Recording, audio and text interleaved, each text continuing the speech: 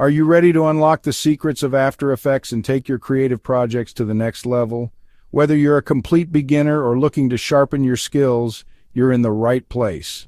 I'm MD, and today we're diving straight into the heart of After Effects to discover the 3 essential panels that every creator needs to master: the project panel, the composition panel, and the timeline panel.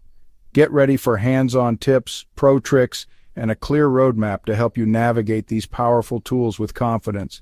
Let's jump in and transform the way you work in After Effects. Your creative journey starts now. Project panel. The project panel is your home base for all your projects. Here you can import and organize all your files and assets, create compositions, and keep everything structured. It's always best to organize your files into logical folders for easier access later, especially if you have many files or unclear file names. There's also a very useful search bar, but with lots of files it can be hard to remember every clip's name.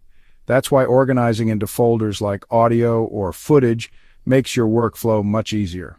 Importing files. You can import files in several ways. From the File menu, choose Import, then Import File. Use the keyboard shortcut Ctrl or CMD+I. Double-click in an empty area inside the project panel. Drag and drop files directly from your File Explorer into the project panel, composition panel, or timeline panel. If you want to import a file into a specific folder, select the folder first, then Import.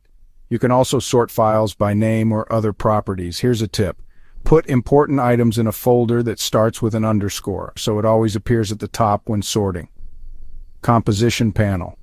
The composition panel, also called the viewer, lets you view your compositions, layers, and assets. There are several types of viewers in After Effects: composition viewer, layer viewer, footage viewer, flowchart viewer, and the effects controls panel. You can open multiple compositions and view different layers like text, shapes, and backgrounds.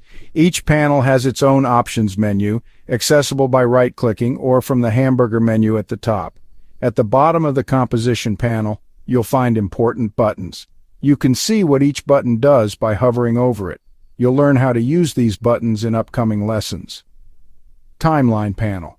The timeline panel is similar to the sequence panel in video editing software. Here you bring together all your project elements, audio, video, and more, to arrange and edit them, set in and out points, and animate layers. Everything you put in the timeline appears in the composition panel. You can open multiple timelines for different compositions and work on them in parallel. There are many buttons and switches here, like the current time indicator, CTI, and buttons for adjusting in-out points and animating layers.